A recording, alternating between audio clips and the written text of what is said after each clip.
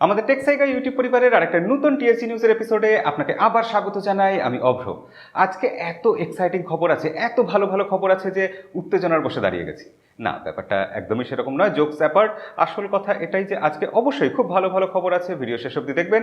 ভালো লাগলে আপনার কাছে অনুরোধ থাকবে যে লাইক বাটনটা একবার প্রেস করে দেবেন। আর চলুন সময় নষ্ট করবো না, আমরা সরাসরি ভিডিওতে টেক নিউজে ঝাঁপিয়ে পড়বো। প্রথম খবরেই বলবো যে শাওমির তরফ থেকে আমরা কিছুদিন আগেই একটা 200 ওয়াটের চার্জার দেখেছিলাম। ফাস্ট চার্জার দেখে কেউ কেউ মুগ্ধ হয়ে গেছিল, কেউ কেউ খুব ভয় পেয়ে গেছিল। অনেকেরই বক্তব্য ছিল যে ব্যাটারি আর থাকবে না, ব্যাটারি একদম জ্বলে যাবে, 6 মাসও টিকবে না। কিন্তু শাওমি এত সমালোচনা দেখে তারা অফিসিয়ালি স্টেটমেন্ট দিয়েছে যে তাদের যে এই ফাস্ট চার্জারটা আছে সেটা অন্তত 800টা সাইকেল ঠিকঠাক চার্জ দেবে, এবং তারপর তারপর 2 বছর ঠিকঠাক রেগুলার এই ফাস্ট চার্জার ইউজ করার পর তাদের যে ব্যাটারি আছে সেই ব্যাটারি মাত্র 20% ডিগ্রেড করবে। এমনি নর্মালি আমরা যে ব্যাটারি ইউজ করি স্মার্টফোনে, সেই ব্যাটারি 2 বছর বাদে গিয়ে 15 থেকে 20% তার ক্যাপাসিটি কমে যায়।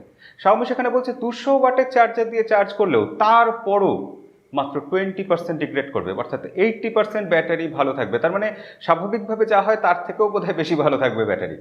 তবে যাই হোক, শাওমির নতুন টেকনোলজি অবশ্যই আমরা অ্যাপ্রিসিয়েট করব, কিন্তু শাওমি যা বলে সবসময় তার উপর ঠিক ভরসা করা যায় না। গতকালের টেকনিউজে বলেছিলাম না যে পোকো ফোনের আইসিটাই খারাপ, যার জন্য ক্যামেরা খারাপ হয়ে যাচ্ছে, ভাবা যায়? তো শাওমির এই ব্যাপারটা যদি ঠিক হয়, আগামী দিনে আমরা অবশ্যই একটা ভালো টেকনোলজি দেখতে পাবো। তবে মনের কোণে কোথাও গিয়ে একটা ভয় থেকে যাবে। আর এই প্রসঙ্গে বলে রাখি, শাওমির যে Mi Mix 4 ফোনটা আসবে সেই ফোনটাতেই প্রথম আমরা 200 ওয়াটের চার্জার পাবো আউট অফ দ্য বক্স। তো আগামী দিনে 200 ওয়াটের চার্জারের জন্য আমাদের আর কিছুদিন অপেক্ষা করতে হবে। দ্বিতীয় খবরে বলবো যে মোবাইল ফোনের ব্যবসা দিনকে দিন কোথায় চলে যাচ্ছে। আমরা কিছুদিন আগে স্মার্টফোনের আনবক্সিং দেখেছি, রিভিউ দেখেছি রেসিং কারের ট্র্যাকে, এবং সেখানে আজকে আমরা দেখতে পাচ্ছি যে স্মার্টফোনের আনবক্সিং হচ্ছে মহাকাশে, প্লেনে চেপে। ভাবা যায়? অবশ্য সমালোচনা যে করেছে ইউটিউবার তার করছি না, কারণ আমাকেও যদি কেউ অফার করতো রকেটে করে স্পেসশিপে চেপে মহাকাশে গিয়ে আনবক্সিং করতে, যদিও কেউ করবে না অফার, তবুও যদি করতো আমি তো রাজি হয়ে যেতাম। আসলে এই দোষটা হচ্ছে স্মার্টফোন কোম্পানি। তারা মার্কেটে হাইপ তৈরি করার জন্য, গিমিক ক্রিয়েট করার জন্য এইসব করছে। তার বদলে তারা যদি ফোনটা একটু ভালো নিয়ে আসতো তাহলে এত কিছু করতেই হতো না।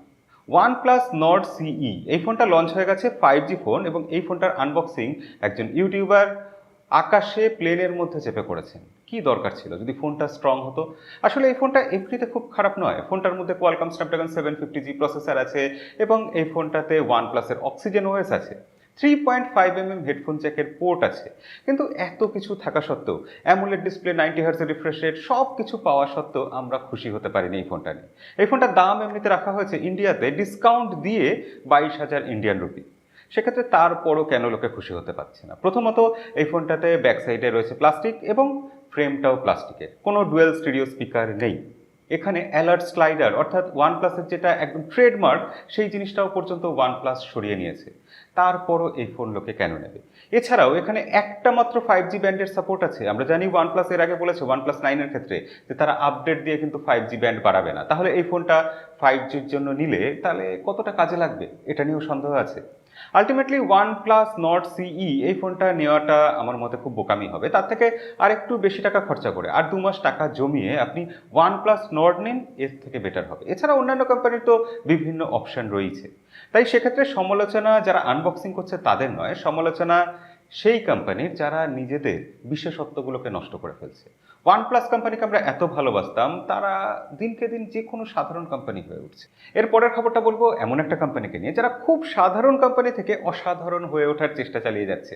হ্যাঁ, রেডমি বা শাওমির কম্পিটিটর রিয়েলমির কথা বলছি। রিয়েলমি কোম্পানি স্মার্টফোন তো তৈরি করেই, এবার তারা শাওমির মতো একটা ভ্যাকুয়াম ক্লিনারও নিয়ে আসছে।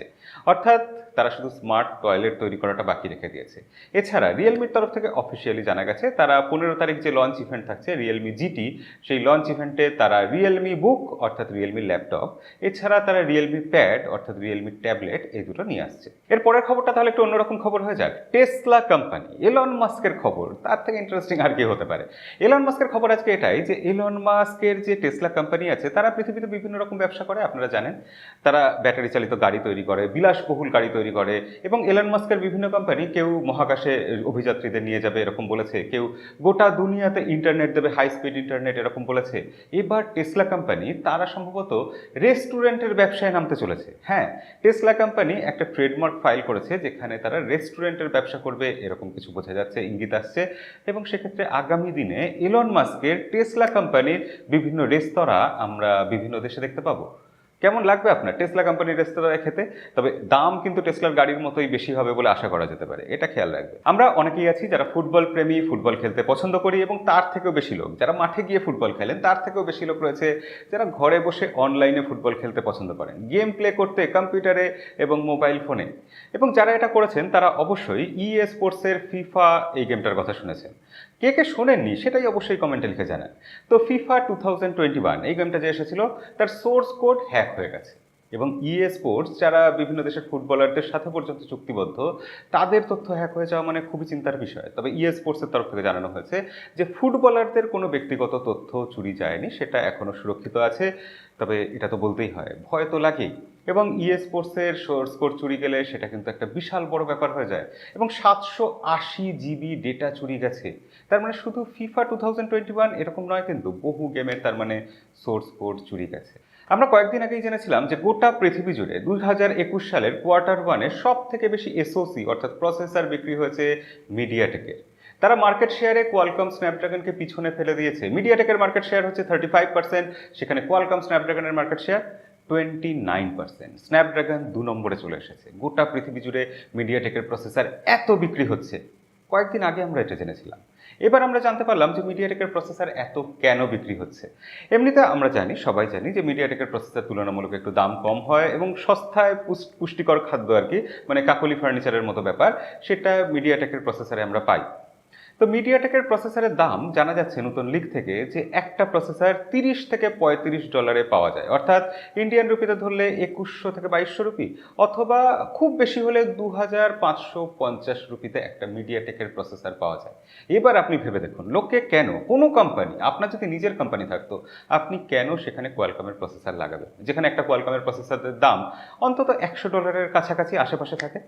সেখানে তার হাফেরও হাফ দামে মিডিয়াটেকের প্রসেসর লাগাতে পারলে কত বেশি প্রফিট করা যায়। এবং সেই কারণেই সব কোম্পানি মিডিয়াটেকের প্রসেসরের দিকে ঝুঁকছে, এবং আমরাও আগামী দিনে দেখা যাক কি করি।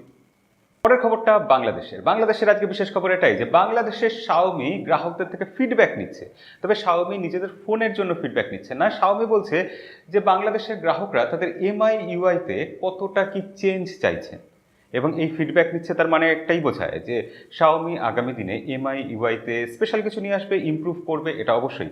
এর আগেও আপনাদের টেকনিউজে বলেছিলাম বিভিন্ন দেশে শাওমি এই ফিডব্যাক নেওয়াটা শুরু করেছে, বাংলাদেশেও নিচ্ছে। তার মানে আলটিমেটলি আগামী দিনে বাংলাদেশে আমরা কি ভালো MIUI দেখবো? ভালো ফিচার চাই না, অন্তত বাগ থাকবে না, সমস্যা থাকবে না, এরকম একটা MIUI চাই আমরা হুয়াওয়ে কোম্পানির ব্যাপারে যখনই কিছু বলি, যদি নেগেটিভ কিছু হয়, যদি খারাপ খবর হয়, তাহলে প্রচুর সমালোচনা হয়, এবং এটা আমি কোনো খারাপভাবে নিই না। অবশ্যই এটা হলে একটা জিনিসই বোঝা যায় যে হুয়াওয়ে কোম্পানিকে আমরা কতটা ভালোবাসি। অবশ্যই হুয়াওয়ে কোম্পানিকে ভালোবাসি, কিন্তু হুয়াওয়ে কোম্পানির সময়টা খুব একটা ভালো যাচ্ছে না। Q1 2021 রিপোর্ট এসেছে, এবং সেখানে দেখা যাচ্ছে হুয়াওয়ে কোম্পানির গোটা পৃথিবী জুড়ে মোবাইল বিক্রিতে মার্কেট শেয়ার এখন দাঁড়িয়েছে মাত্র 4%। মাত্র 4%, এতটাই কমে গেছে। সত্যিই খুব দুঃখের খবর। এত বড় কোম্পানি যারা পৃথিবীর 1 নম্বর মোবাইল ম্যানুফ্যাকচারার হতে পারত, তাদের এই দুর্দশা দেখলে দুঃখ লাগে। তো আজকের ভিডিও কেমন লাগলো, নতুন চেঞ্জ, নতুন সেটআপ কেমন লাগলো, অবশ্যই সেটা কমেন্ট করে জানাবেন। আর যদি এখনও আপনি আমাদের পরিবারের সদস্য না হয়ে থাকেন, তাহলে অবশ্যই অনুরোধ রইবে যে এরকম সময় নষ্ট করবেন না, চটপট সাবস্ক্রাইব বাটনটা প্রেস করে আমাদের সাথে থাকুন। তাহলে আজকের টেক নিউজ এখানেই শেষ করবো, দেখা হবে পরের ভিডিওতে। আজকের মতো বিদায়।